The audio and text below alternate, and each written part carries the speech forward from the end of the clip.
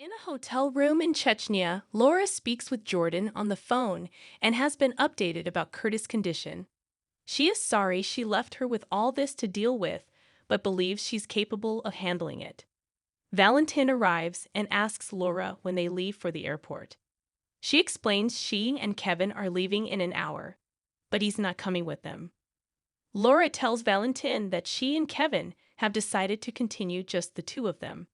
Kevin enters, and Laura tells her husband she was just giving Valentin the news. Kevin tells Valentin that given Nicholas isn't here, and Valentin was only here to help them with the language barrier, they really have no need for him.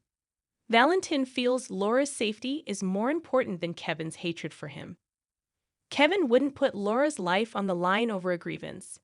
Valentin wouldn't call shooting him a grievance. Kevin has moved on from that, and while he might not like him, he appreciates his help.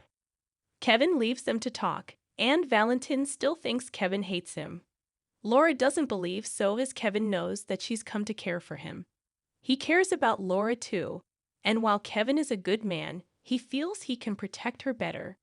She says Charlotte needs him, and she'd like him to check on Spencer. He doubts Spencer will like that. She also knows Anna needs him, and he knows about the shooting at the pool already, and that Curtis likely wasn't the real target. In the Quartermain kitchen, Tracy asks Olivia when Eddie showed up. Olivia explains Dante found him bar hopping last night and brought him here. She needs her help, but Tracy says she has to deal with reality today, so she'll leave Olivia to deal with the fantasy. After Tracy leaves, Leo comes in and tells his mom that he watched Eddie sleeping and he snores. He asks when Dad is coming back. Olivia says she wishes she knew.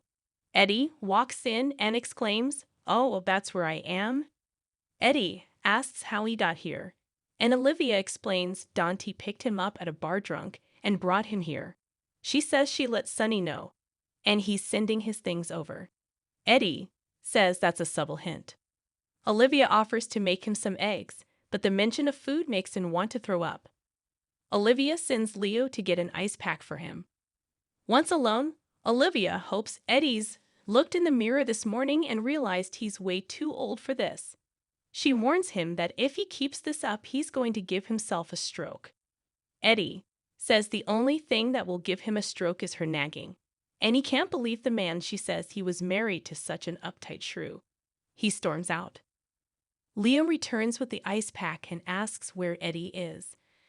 Olivia says hopefully sleeping his headache off. He can see she's sad.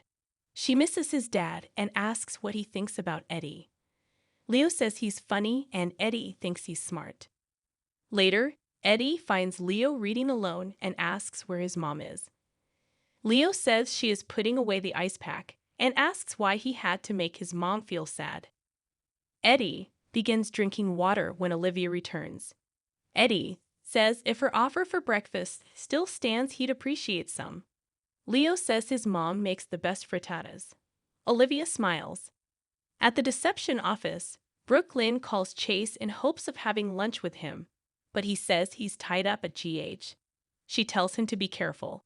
As she reads about the murder at the hospital, Maxie enters, sees what she's reading, and says it never gets easier being involved with a cop. Brooklyn changes the subject to the stack of papers Maxie is holding. Maxie explains it's their list of retailers, and she's trying to talk them out of dumping all their products, given the face of deception has gone homicidal. Neither believes Sasha was in her right mind when she attacked Cody.